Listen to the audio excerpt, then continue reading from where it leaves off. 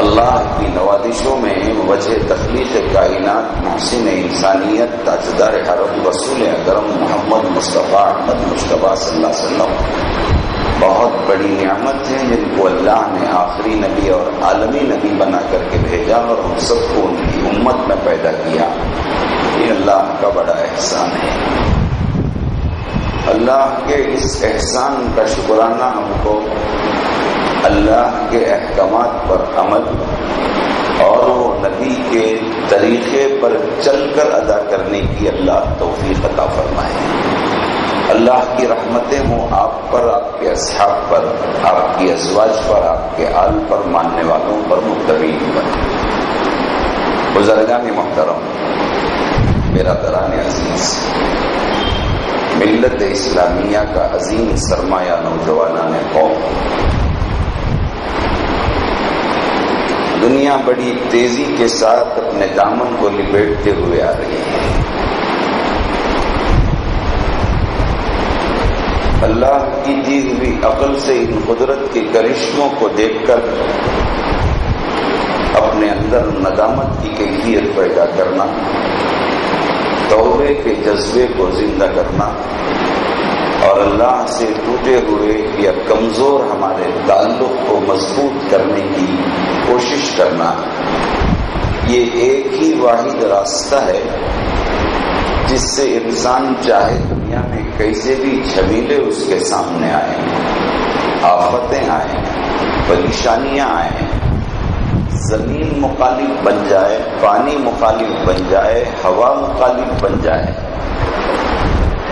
یہاں تک کہ آسمان سے انگارے اگر ٹوٹ کر کے بھی پڑنا شروع کرے، اللہ ہماری حفاظت فرمائے، تب بھی بچاؤ کا ایک ہی راستہ ہے کہ جو پیدا کرنے والا ہے اس سے دل لگائے، اس کی بات کو، اس کے احکامات کو مانے۔ وہ جس نبی کے ذریعے، جس پیارے نبی کے ذریعے زندگی کا مبارک طریقہ بتلایا، اس طریقے کو اپنی زندگی میں لانے کی کوشش کرے، بلکہ کوشش مرتے دم تک کوشش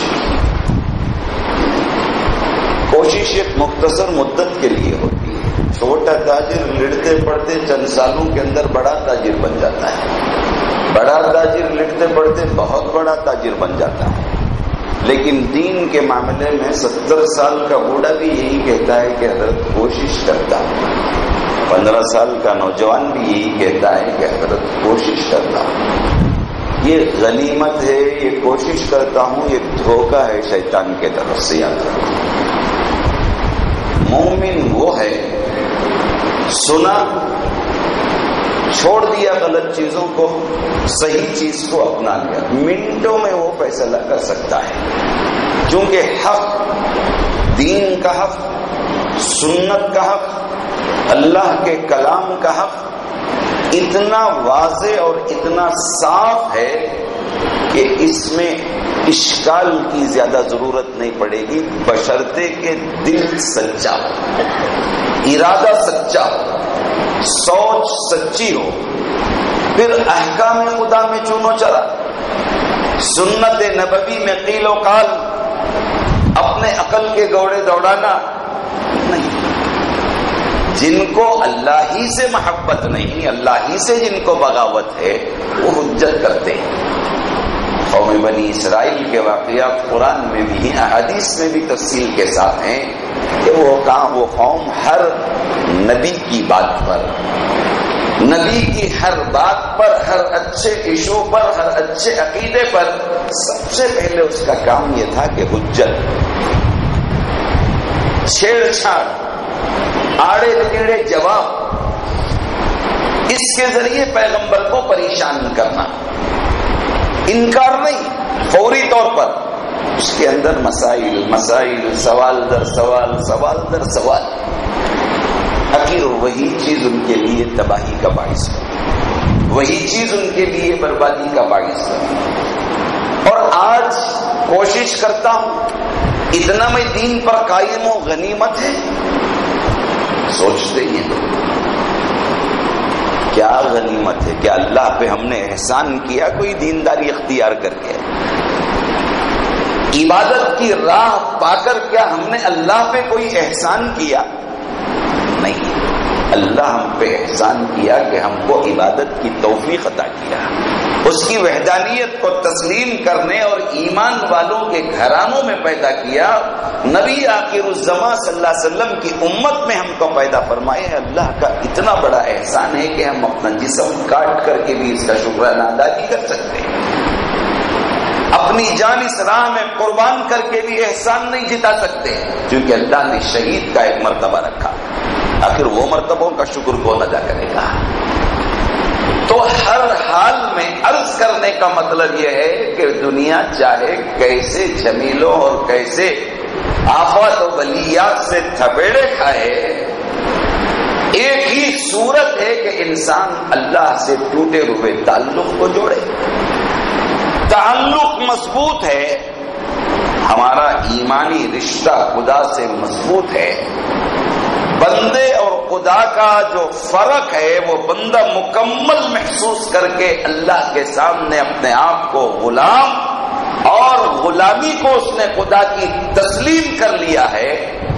اگر اتنا عقیدہ اس کا مضبوط ہے، آسمان مخالف ہو اللہ ان کو بچا کر کے بتائے گا، زمین مخالف ہو اللہ ان کو بچا کر کے بتائے گا، ہوا مخالف ہو اللہ ان کو بچا کر کے بتائے گا، پانی مخالف ہو اللہ ان کو بچا کر کے بتائے گا۔ تاریخ ہے،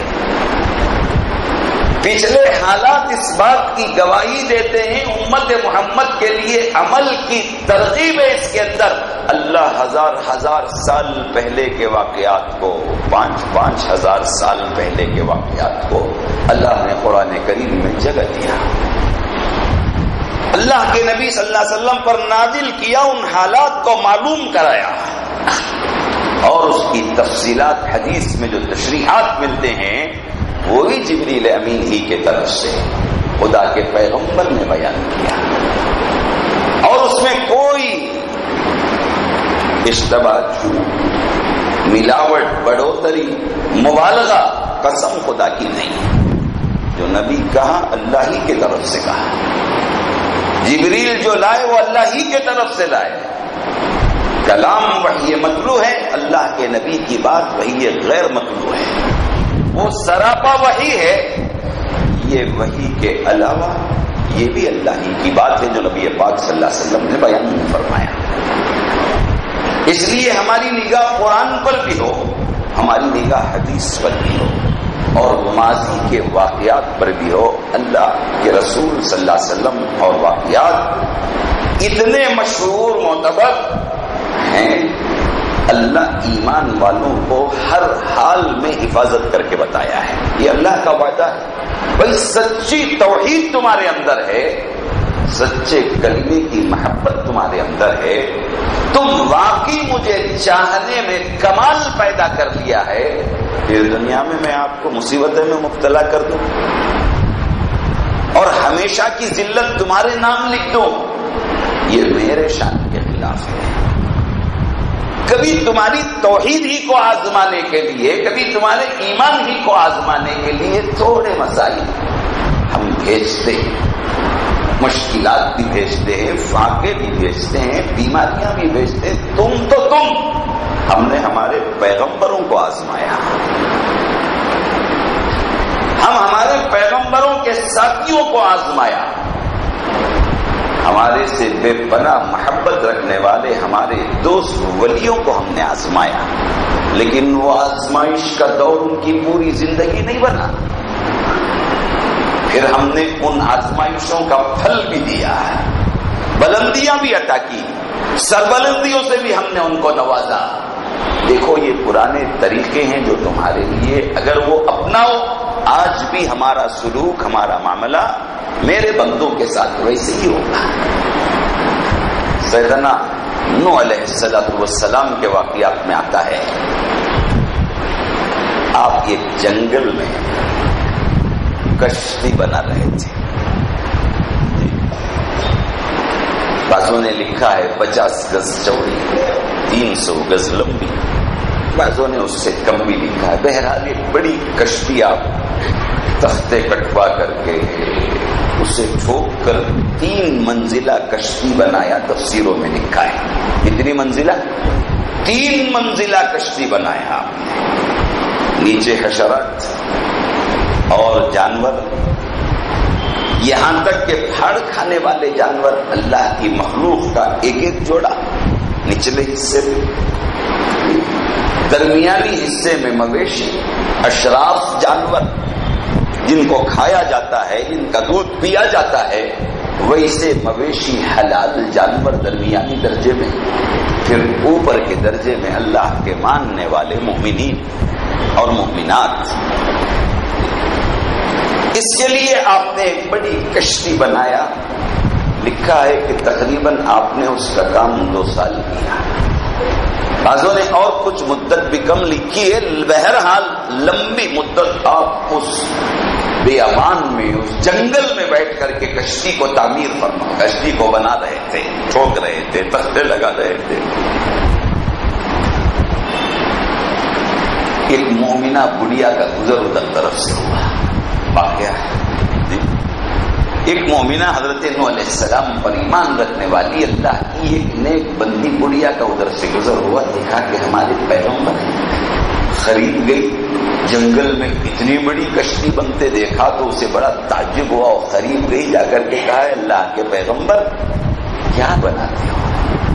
سیدنا نوح علیہ السلام نے جواب میں فرمایا قوم کی نافرمانی حد سے آگے بڑھ گئی ہے، مسلسل تقریباً ہمارے 950 سال 1000 سال کی قیمت کو، خدمت کو یہ لوگ رائگاں اور بیکار کرنے کی سازش و کوشش میں لگے ہیں۔ مسلسل 1000 سال سے میں اللہ کے تعلیمات ان کے سامنے رکھ رہا ہوں، اللہ کی وحدانیت ان کے سامنے رکھنا ہوں، سچائی کی تعلیم دے رہا ہوں، دیانت و امانت کی میں بات کر رہا ہوں، لیکن وہ لوگ ہمارا مذاق ہی اڑا رہے ہیں، مذاق ہی اڑا رہے ہیں۔ آخر کار ہم تنگ آ کر اللہ سے کہا کہ اے اللہ ان بدماشوں کو تیری نافرمانی کا مزہ چکھا، اے اللہ یہ بدماشوں کو اپنا تمرد، اپنی رعونت، اپنی فرعونیت، اپنی زبردستی، اپنی منمانی، اپنی کاہش کا تو مزہ چکھا۔ اللہ کی طرف سے جواب آیا ہے میرے ماننے والی بندی، اللہ نے کہا کہ اے پیغمبر تم یہ کشتی تیار کرو، ہم یہ ایسا زبردست پانی کا طوفان ان پہ برپا کریں گے، تم اور تمہارے ماننے والوں کے علاوہ دنیا سارے کفار سے خالی ہو جائے گی، دنیا سارے حق کے دشمنوں سے خالی ہو جائے گی۔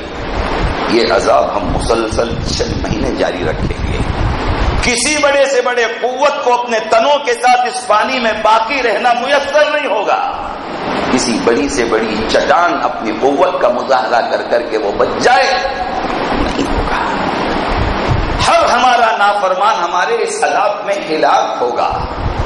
اللہ نے کہا بس حکم خدا پا کر کے میں یہ کشتی بنا رہا ہوں۔ مومنہ اللہ والی تھی، پیغمبر کی بات کا لحاظ تھا اس کے پاس، اللہ کے احکامات کو وہ ماننے والی تھی، لیکن شہر کے کنارے، بستی کے کسی کنارے ایک جھونپڑی کے اندر رہا کرتی تھی۔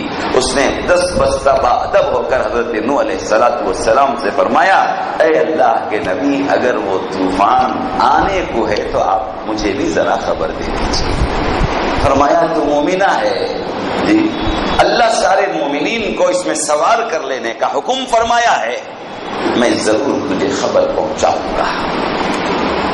آخر کار وہ طوفان آیا، آپ اپنے ماننے والوں کو، مویشیوں کو، پرندوں کو، جانوروں کو چڑھانے میں اس قدر مصروف تھے کہ اس بڑھیا کا خیال نہیں آیا، اور طوفان تیزی کے ساتھ چلا، لوگ مذاق اڑاتے تھے، جنگل میں سوکھی جگہ میں بیٹھ کر کے کشتی بنا رہا ہے، یہ سنگلاخ علاقوں میں، یہ جنگل میں، یہ درختوں میں، یہ پتھروں میں پانی کہاں سے آئے گا؟ کیسی بات سے تو ہم کو ڈرا رہا ہے نو، یہاں پانی کیسے آئے گا؟ اللہ نے ان کو بتایا کہ درخت چرے اس کے اندر سے پانی کے برنالے پڑے باہر، پتھر اٹھے اس کے اندر سے پڑے پانی کے برنالے، دیکھتے ہی دیکھتے سارے پانی میں غرق، اور اس میں حضرت نوح کا بیٹا کنعان بھی غرق، اور آپ اپنے ماننے والوں کو چڑھا کر کشتی جھکولے کھاتے کھاتے کھاتے، بعضوں نے لکھا ہے شعبان کی تاریخوں میں وہ طوفان شروع ہوا، محرم کے قریب محرم کی 10ویں تاریخ کو وہ کنارے پر لگا، مسلسل 6 مہینے یہ اللہ کے طرف سے یہ جھکولے تھے، اور وہ جھکولے کھاتے ہوئے کشتی اللہ تعالیٰ بچاتے بچاتے آخر یہ کوہ کے کے کنارے ایک پانی کم ہوا، ضعف ختم ہوا، پانی ختم ہوا، اور جا کر کے حضرت سیدنا نوح علیہ السلام کشتی کو پار لگایا، کنارے کھڑایا، سارے اترے، اور وہ مویشی وہ جانور بھی اترے، جدھر ان کو جانا تھا وہ گئے۔ آپ اپنے ماننے والوں کو ساتھ لے کر کے یوں جا رہے ہیں، سامنے سے وہ بڑھیا آئی، بڑھیا آ کر کے کہا السلام علیکم۔ وعلیکم السلام۔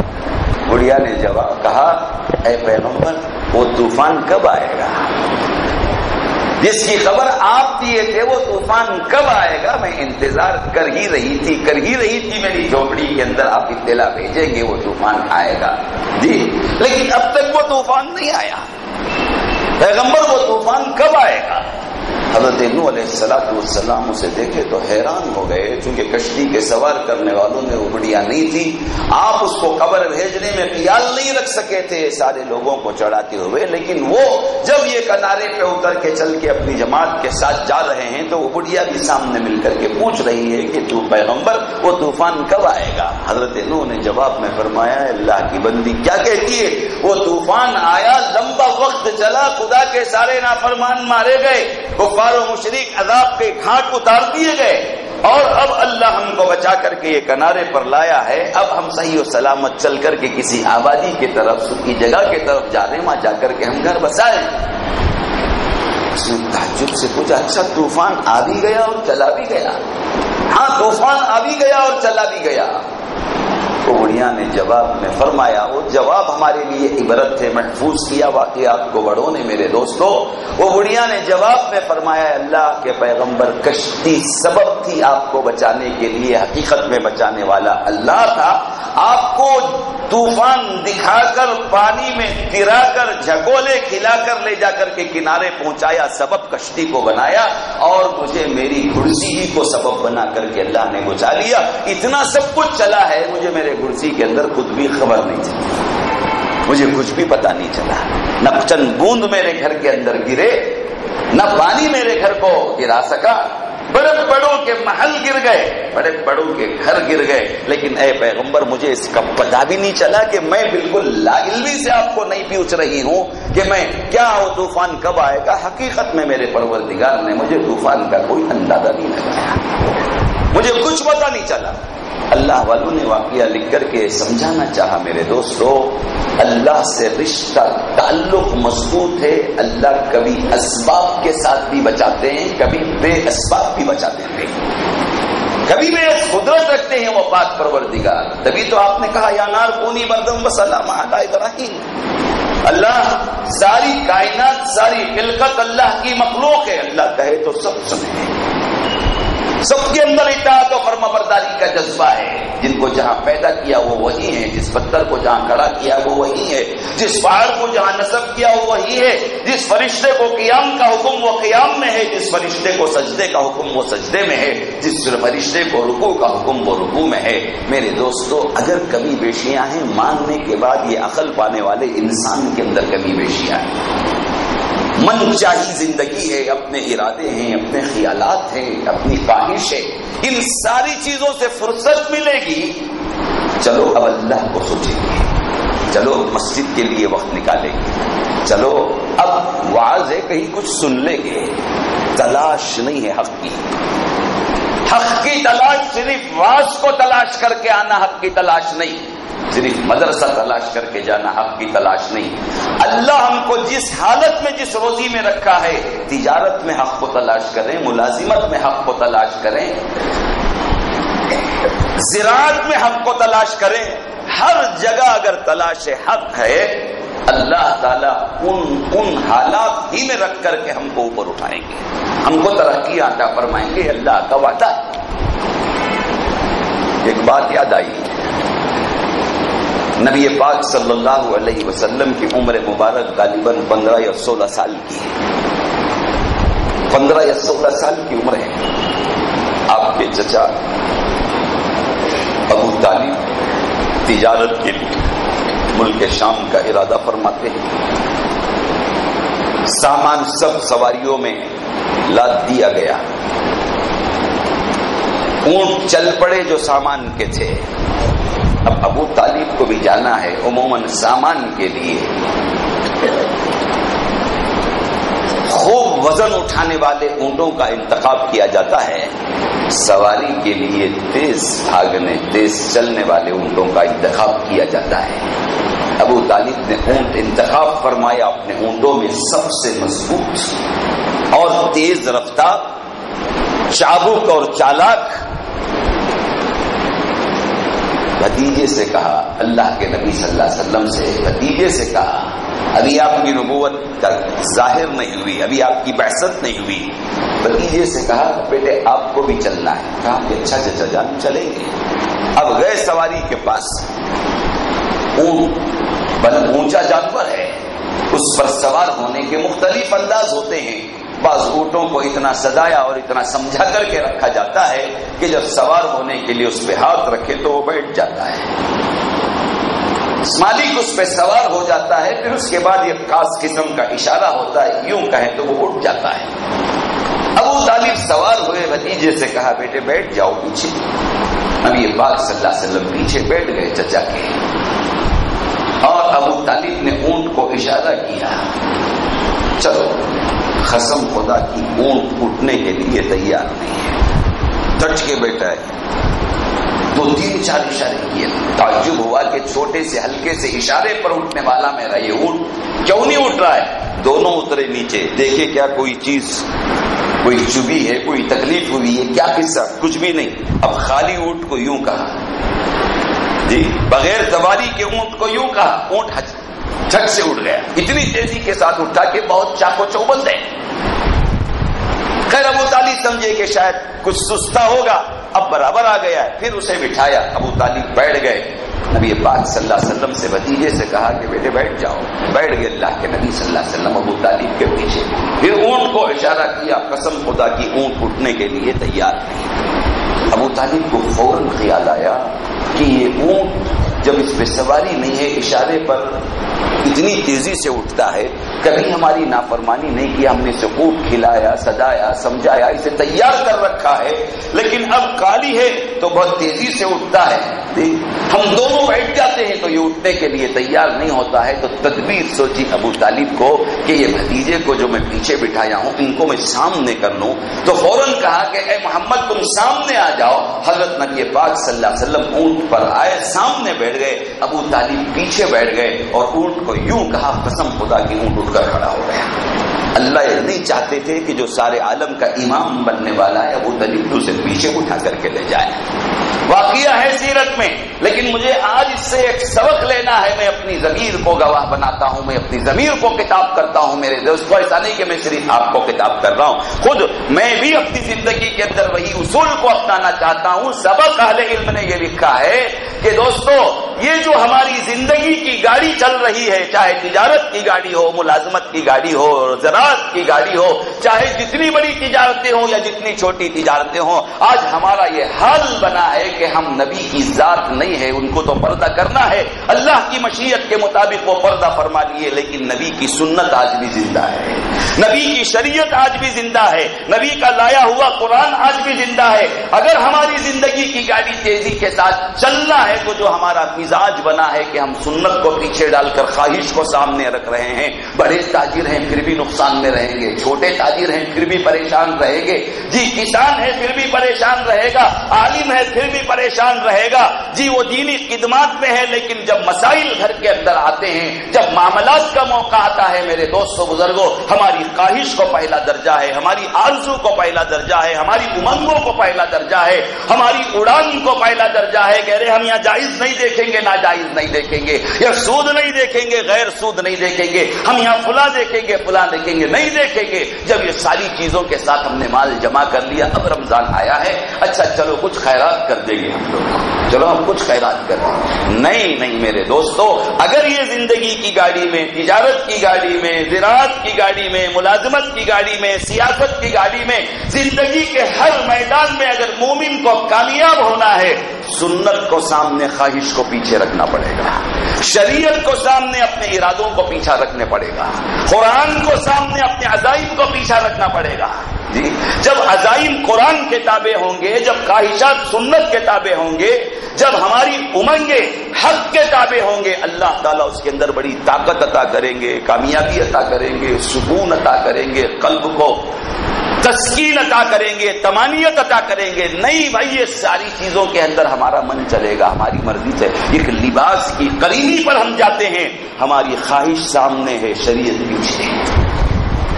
بھائی ماڈل پیس ہے، کیا بولتے اسے؟ ماڈل پیس، ہاں ماڈل پیس ہی کہتے ہیں، ماڈل پیس۔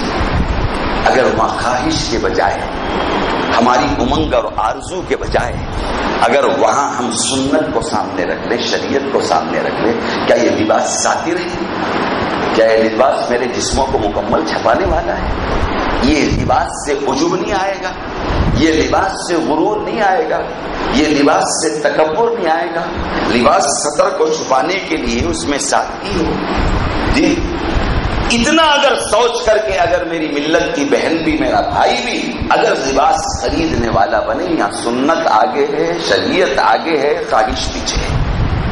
ارے وہ سب نہیں بھائی، ہم کو ایسا ہونا، آستین جٹ ہونا، ہم کو ایسا ہونا، ہم کو ایسا ہونا۔ لباس تو ہوگا 10-20 ہزار کا، لیکن وہ اتنا پتلا ہوگا کہ وہ ساتر نہیں ہوگا، وہ جسموں کو چھپانے والا نہیں ہو۔ ایسے ہی کھانا ہے، ایسے ہی پینا ہے، ایسے ہی گھر کی تعمیر ہے۔ جتنے بھی تقاریب ہماری زندگی سے متعلق ہیں، جتنے بھی معاملات ہماری زندگی سے وابستہ ہیں، قسم خدا کی میرے دوستو، اگر اللہ کی پکڑ سے بچنا، دنیا میں آزمائشوں سے بچنا ہے، سنت سامنے ہوگی، خواہش پیچھے ہوگی، شریعت سامنے ہوگی، عزائم پیچھے ہوگی۔ یہ مزاج اگر امت کے اندر مجموعی طور پر آ گیا، تنہائیوں میں بیٹھ کر کے ہم سوچیں، ہماری دکان، ہماری تجارت، ہمارا گھر، ہمارے گھر کی شادیاں، ہمارے گھروں کی ٹھنڈک، ہمارے گھروں کا لین دین، پتہ نہیں میرے دوستو زندگی سے جتنے اعمال وابستہ ہیں، اس میں سنت سمجھ کر سوچنے والے مسلمانوں کا پرسنٹیج کیا ہے؟ خواہش پر اپنا مال، اپنا پیسہ خرچ کرنے کا مزاج کیا ہے؟ پھر وبال آئے گا۔ سنت کی توہین پر وبال، آزمائشیں، فرض کی ناقدری پر وبال، آزمائشیں، قرآن کو پیٹ پیچھے ڈالنے پر وبال اور آزمائشیں۔ آج دنیا پریشان ہے۔ یہ کیسا ماجرا ہے میرے دوستو؟ پانی اتنا پھر پینے کو پانی نہ ملے۔ بڑا اخباروں میں بڑا کشمیر دن حالات سے گزر رہا ہے۔ اللہ پتہ نہیں کن آزمائشوں سے گزار رہے۔ ہم یہی دعا کریں گے ہمارے مومنین کے لیے، ہمارے مومن بھائیوں کے لیے، یا اللہ تیرے عتاب سے تو حفاظت فرما۔ پانی سر سے اوپر، پانی چھت سے اوپر، لیکن پینے کے لیے پانی، پینے کے لیے ان کو وہ ہیلی کاپٹر سے، ہوائی جہاز سے پانی کے وہ چیزیں پھینکی جا رہی ہیں۔ پانی ہو کر کے بھی پانی نہ ملے، اناج ہو کر کے بھی اناج نہ ملے، پھل میوے ہو کر کے بھی میوے نہ ملے۔ یہ کیسا ترسانا ہے؟ یہ کیسا ترسانا ہے؟ تھوڑا سوچے۔ حالات سب وہ حالات ہیں، یہاں پورے ملک کے اندر یہ کھیجان، یہ پریشانی کا عالم، ہر طاقت یہ کوشش کر رہی ہے سارے عالم کے اندر مسلمان کو، داڑھی والے کو، سادے سیدھے لباس والے کو دہشت گرد بنا کر کے ساری قوموں کو اسلام سے بدزن کرا دے۔ ارے ساری قوموں تو قومیں، خود ہماری نسلوں کو بدزن کرا دے، خود ہماری اولاد کو اسلام سے تنفر پیدا کرا دے۔ وہ ان کو سہاتا ہے ظلم، لیکن یاد رکھو کبھی فرقہ واریت کا جواب فرقہ واریت سے نہیں ہو سکتا، کبھی ظلم کا جواب ظلم سے نہیں ہو سکتا، کبھی شرارت کا جواب شرارت سے نہیں ہو سکتا۔ انتہا پسندی کو، تشدد کو ہم مسلمان بحیثیت مسلمان اسے غلط سمجھتے ہیں، اس کی ہم مذمت کرتے ہیں، لیکن پھر کیا؟ فرقہ واریت کا جواب پھر کیسے؟ اللہ کے نبی نے تعلیم دیا ہے نفرت کا جواب محبت سے دو، بد اخلاقی کا جواب اخلاق سے دو، خیانت کا جواب دیانت سے دو، جھوٹ کا جواب سچائی سے دو. واپس لوٹ کر آنا پڑے گا، چاہے زمانہ کتنا ترقی کر لے، چاند پہ پہنچ جائے. نبی کی سنت پر واپس آنے کے باوجود میرے دو، واپس آنے کے سوا ہمارے لیے چھٹکارے کا، بچاؤ کا کوئی راستہ نہیں. یہ اٹل بات ہے. واپس ہم کو ادھر ہی آنا پڑے گا، واپس ادھر ہی آنا پڑے گا. جب اس طریقے سے ہم اپنے آپ کو تیار کر لیں، اللہ کے پاس ہماری عظمت ہوگی، اللہ کے پاس ہمارا مرتبہ ہوگا. اللہ قرآن میں واضح الفاظ میں کہتے ہیں ان اکرمکم عند اللہ اتقاکم. میرے نظر میں مکرم وہی ہے جس کے دل میں ڈر ہے، جس کے دل میں میرا خوف ہے. وہ اللہ کی نظر میں مکرم، دنیا والوں کے نظر میں ذلیل ہو سکتا ہے؟ نہیں ہو سکتا ہے. اللہ کے نظر میں جو مکرم ہے، فرشتہ اعلان کرتا ہے اے زمین پر بسنے والی مخلوق، فلاں بندے سے اللہ محبت کرتا ہے، تم بھی محبت کرو، تم بھی محبت کرو. تو دوستو، دل دماغ کو جب اتنا قابل ہم بنا لیں کہ سنت ہم کو سمجھ میں آ جائے، شریعت اور قرآن، جائز و ناجائز کا فرق ہم کو سمجھ میں آ کر زندگی کی گاڑی چلے گی، اللہ ضرور اس کے اندر کامیابی عطا فرمائے. اللہ کے سامنے حاضری ہوگی تب بھی مرتبہ. یوسف علیہ السلام کا ایک دوست بار بار حضرت یوسف علیہ السلام سے ملاقات کے لیے تشریف لاتے تھے. ایک مرتبہ سیدنا یوسف نے ان سے کہا بھائی تم بڑی محبت کے ساتھ ملاقات کے لیے میرے پاس آتے ہو، دوست کیا کبھی دوست کے لیے تم نے کچھ تحفہ بھی لایا؟ کیا پوچھا؟ دوست ہو تم میرے، آتے ہو آپ میرے پاس. اگر میں آپ کے پاس آتا ضرور تحفہ لے کر کے آتا. حالات اور موقع نہیں کہ میں آپ کے پاس آؤں، لیکن آپ مجھے یاد کر کے آتے ہیں. چلو آپ کے آنے کا میں ضرور استقبال کرتا ہوں، لیکن دوست کے پاس آ رہے ہو کوئی تحفہ بھی تو لائے ہو. وہ دوست چونکہ پیغمبر کا دوست تھا، پیغمبر کی تربیت تھی، پیغمبر کی رفاقت تھی. آج ہماری رفاقتیں اچھی ہیں، آج ہماری دوستان کیسے ہیں؟ کیا قصہ خود ہر ایک سوچے. سمجھے؟ رفاقت سچے کی ہوتی ہے، کونوا مع الصادقین والی کیفیت اگر ہماری زندگی کے اندر ہے، اللہ تعالی ہمارے قلب و دماغ کو کھول دیتے ہیں. دوست نے سیدنا یوسف سے فرمایا کہ اے یوسف، اللہ کی ساری کائنات اس وقت آپ سے زیادہ حسین دوسرا کوئی نہیں ہے. اتنی حسین چیز کے پاس تحفہ دینے کے لیے اور حسین چیز میں کہاں سے لاؤں؟ میں اور حسین چیز کہاں سے لاؤں؟ اس لیے میں یوسف کے پاس یوسف ہی کا تحفہ لے کر کے آیا ہوں. آپ کی حسن و خوبصورتی کو دکھانے والی ایک نعمت لے کر کے آیا ہوں. آپ دیکھ کر کے خوش ہو جاؤ گے. کہہ کر کے جیب میں ہاتھ ڈالا، ایک آئینہ اٹھا کر کے دیا. یوسف دیکھ لو اپنے چہرے کو، آپ کے اس حسن و جمال کو، آپ کی اس خوبصورتی کو دیکھ لو. اس کا نگر، اس کا برابر ہماری نظروں میں آج تک کوئی دوسرا نہیں ہے. اب آپ کے پاس ایسا ہی تحفہ میں لایا ہوں کہ جو آپ کو آپ ہی کو میں دے رہا ہوں آپ کے لیے. آپ دیکھ لیجئے. حضرت یوسف علیہ السلام لیے، دیکھے، اپنے حسن کو اللہ کا شکر ادا کیا، بہت خوش ہو گئے. اہل دل لکھتے ہیں یہ واقعہ لکھنے کے بعد میرے دوستو، ہم اپنے دل کو اتنا مضبوط، پاکیزہ، کینے سے، حسد سے، بغض سے، شرک سے، کفر سے، بدعت سے اپنے دل کو اتنا پاک اور صاف بنائیں. یہ دل ایک اللہ کا بنایا ہوا ہے. یہ دل میں اللہ ہی کی محبت ٹہر سکتی ہے. جب اللہ کے دربار میں ہم حاضر ہوں تو اللہ پوچھے کہ میرے غلام ہیں، میرے بندے، تو میرے لیے کیا لایا ہے؟ تو بندہ وہاں پر یوں کہہ سکے کہ اے اللہ، تیرے پاس میں کیا لا سکتا ہوں؟ میری زندگی میں بھی دعا تھی تیرے سے اللہ، میں تیری محبت مانگتا تھا. یہ دل ہے، اس میں تیری محبت لے کے آیا ہوں. دیکھ لے پروردگار، اس میں تیرے سوا کسی کی محبت نہیں ہے، تیرے سوا کسی کی آرزو نہیں ہے، تیرے سوا کسی کا خوف نہیں ہے. دوستو سچ بتاؤ، کیا میں بھی اپنے دل پہ ہاتھ رکھ کر کے کہہ سکوں کہ میں یہ کہہ دوں کہ میرے دل میں اللہ کے سوا کوئی محبت نہیں؟ کیا آج یہ ہماری حالت ہے؟ ارے دل اتنا سیکل بنائے، دل اتنا مانجے، دل کے برتن کو اتنا صاف کرے کر اللہ پوچھے تو اللہ سے کہہ دے کہ اللہ ایک دل ہے جس میں تیری محبت لے کے آیا ہوں. دیکھ لے، اس میں تیری سوا دوسری کوئی چیز نہیں ہے میرے دل کے اندر. اللہ ہم سب کو اس کا قابل بنائے میرے دوستو، اس کی کوشش کرنے کی توفیق عطا فرمائے. اور پروردگار ہماری زندگیوں میں اللہ کے نبی کی سنت اور شریعت کو سامنے رکھ کر اپنے خواہشات کو پیچھے رکھنے کی اللہ توفیق عطا فرمائے. اگر یہ کیفیت دیکھتے ہیں ایک مومنہ بڑھیا اپنے جھونپڑی کے اندر رہ کر کے اتنے بڑے طوفان سے اپنے آپ کو بچاتا ہے پروردگار. یہ بھی سبب ہے، وہ بھی سبب ہے. اسباب لا پیدا کرتے ہیں. اللہ تعالیٰ عزت عطا فرمائے ہم کو اور ہمارے قلب کو اس قابل بنائے جس میں اللہ ہی کی محبت باقی رہے. باقی ساری محبتوں سے یہ دل دھلے. بیوی سے محبت ہے تو وہ اللہ ہی کے لیے ہے، اولاد سے محبت ہے تو وہ اللہ ہی کے لیے، آپ کو اگر میرے سے محبت ہے تو اللہ ہی کے لیے. اس لیے کہ بھائی جمعے میں آ کر کے کچھ باتیں بولتا ہے، اس لیے محبت. مجھے آپ سے اگر محبت ہے تو صرف اس لیے ہے کہ بھائی یہ لوگ پابندی سے اول وقت آتے ہیں. عالم دین سے اگر محبت ہے تو علم کی وجہ سے، تلاوت کی وجہ سے، قرات کی وجہ سے. ساری محبتوں کی اجازت ہے. وہ ساری محبتوں کو غیر کی محبت نہیں، وہ بھی اللہ ہی کی محبت ہے. اللہ کا حکم ہے بیوی سے محبت سے رہے، اسی پر اطاعت کرتے ہوئے بیوی کے ساتھ محبت ہے تو وہ بھی اللہ ہی کی محبت ہے. اس کا مطلب راہب بن جانا نہیں، سنیاسی بن جانا نہیں، جوگی بن جانا نہیں، گھر دار کو جھٹک دینا نہیں، دنیا سے کنارہ کشی اختیار کرنا نہیں. نہیں میرے دوستو، ان ساری چیزوں میں ہوتے ہوئے سنت ہو، شریعت ہو، جائز و ناجائز کا فرق ہو، بدعت کی پہچان ہو اور زندگی پھونک پھونک کر کے چلے، احتیاط کی زندگی گزارے تو اللہ تبارک و تعالیٰ اسے دنیا میں بھی حفاظت فرماتے ہیں. حفاظت فرمائے اللہ تعالیٰ، مصائب سے اللہ تعالیٰ حفاظت فرمائے، آزمائشوں سے حفاظت فرمائے. وآخر دعوانا الحمدللہ.